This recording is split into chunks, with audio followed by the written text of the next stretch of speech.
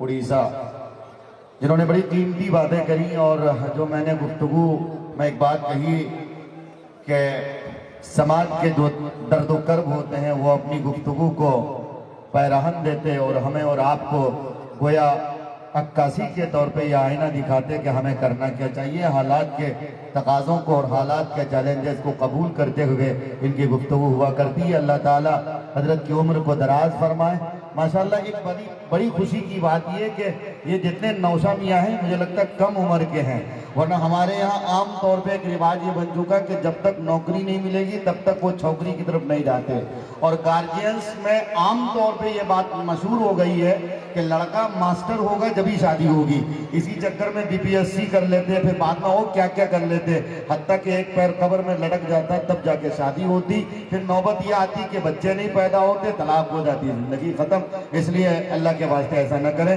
میں مبارکباد پیش کرتا ہوں ان نوجوانوں کو، کم عمر نوجوانوں کو۔ آج کے بعد سے آپ دیکھیں گے کہ ان کی آنکھیں غلط نہیں دیکھیں گی، ان کے ذریعے سے کتنے اچھے کام ہوں گے۔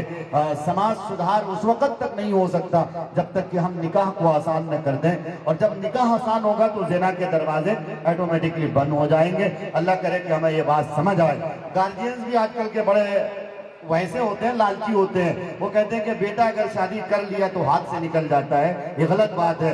آپ کی ذمہ داری ہے کہ جب آپ کا بیٹا ادھر ادھر تانگ جھانک کرنے لگے، ہم لوگوں نے پڑھا ہے کہ نکاح واجب اسی وقت ہوتا جب ہماری آنکھیں ڈس بیلنس ہو جائے، یعنی کسی کو بھی دیکھ کر سبحان اللہ اور ماشاءاللہ اور ادھر ادھر کی فیلنگ آنے لگے تو سمجھ لیجئے کہ آپ کے بیٹوا پر نکاح فرض ہو چکا، واجب ہو چکا ہے۔ اس لیے بیٹوا کو فوراً کہیے کہ بیٹا نکاح کر لے، ورنہ تمہاری نگاہ جب خطا کرے گی، وہ غلط دیکھے گی تو اس کا اس کے گناہ کا کچھ نہ کچھ % میرے سر پہ بھی آئے گا۔ اللہ ہمیں اس بات کو سمجھ کی توفیق عطا کرے، ہمارے سماج کو صالح سماج، ہماری سوسائٹی کو بہترین سوسائٹی بنا دے۔